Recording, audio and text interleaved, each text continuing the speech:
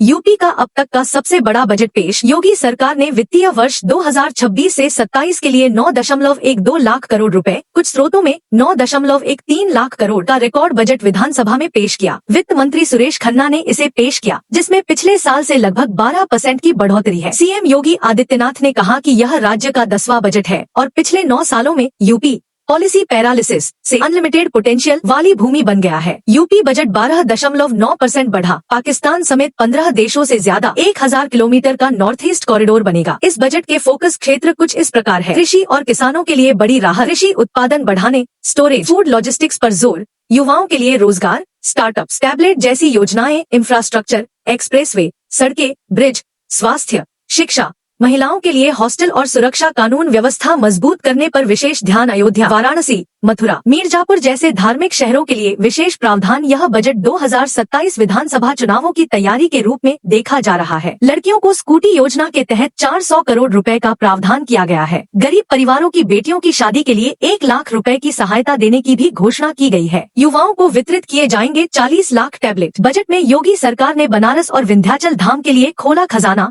200 करोड़ से संवरेगा। वाराणसी और विंध्याचल में विश्व स्तरीय इंफ्रास्ट्रक्चर और सुविधाओं के विस्तार की बड़ी तैयारी है। पीएम किसान सम्मान निधि, नए नियमों से किसानों की बड़ी मुश्किलें, रजिस्ट्रेशन और केवाईसी में संकट। प्रधानमंत्री किसान सम्मान निधि, पीएम किसान सम्मान निधि और पंजीकरण को लेकर सरकार के नए दिशा निर्देशों ने किसानों के लिए मुश्किलें बढ़ा दी है। अंचल कार्यालय, कृषि विभाग और प्रखंड प्रशासन के निरंतर प्रयासों के बावजूद पंजीकरण और केवाईसी प्रक्रिया में लक्ष्य के अनुरूप प्रगति नहीं हो पाई है। योगी सरकार ने 3 गुना बढ़ाई पेंशन और सीधा खाते में भुगतान। मंत्री बोले, पात्र है तो 100% मिलेगा लाभ। विधान परिषद में पूछे गए प्रश्नों का उत्तर देते हुए पिछड़ा वर्ग कल्याण एवं दिव्यांगजन सशक्तिकरण राज्य मंत्री स्वतंत्र प्रभार नरेंद्र कश्यप ने स्पष्ट किया कि योगी सरकार में दिव्यांगजनों के लिए धन की कोई कमी नहीं है और जो भी पात्र है उसे 100% लाभ मिलेगा। ठंड, गर्म और फिर ठंड, बारिश अभी बाकी है, मौसम लेने वाला है। डबल फिरकी आईएमडी के अनुसार पश्चिमी हिमालय क्षेत्र पर 2 लगातार पश्चिमी विक्षोभ प्रभाव डालने जा रहे हैं। इनमें से एक 13 फरवरी और दूसरा 16-17 फरवरी के दौरान सक्रिय रहने का अनुमान है। अब आधार कार्ड बनवाना होगा आसान, आंगनबाड़ी केंद्रों पर लगाए जाएंगे शिविर। मनरेगा मजदूरों के लिए ई-केवाईसी जरूरी, मजदूरी और हाजिरी के लिए नया नियम।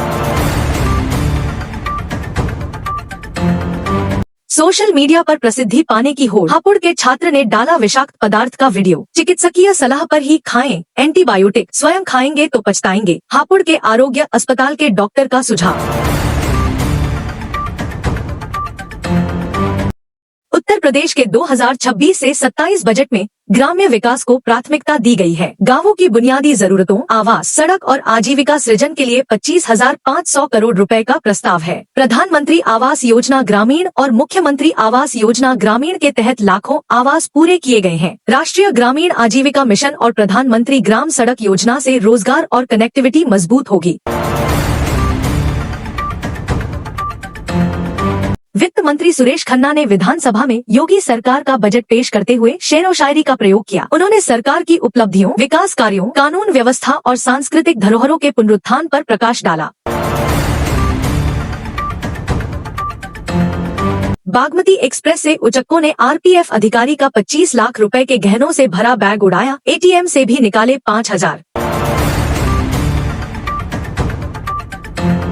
गाजियाबाद में उत्तर प्रदेश बजट 2026 पर पक्ष और विपक्ष की राय सामने आई। भाजपा ने इसे जन कल्याणकारी और दूरदर्शी बताया, जो आधारभूत संरचना, निवेश और महिला सशक्तिकरण पर केंद्रित है। वहीं सपा, युवा कांग्रेस और बसपा ने इसे कागजी, झूठा और आमजन से दूर बताया। विपक्ष ने शिक्षा, स्वास्थ्य और कृषि क्षेत्रों में आंकड़ों की बाजीगरी का आरोप लगाया, जिसमें महंगाई और रोजगार पर ध्यान नहीं दिया गया।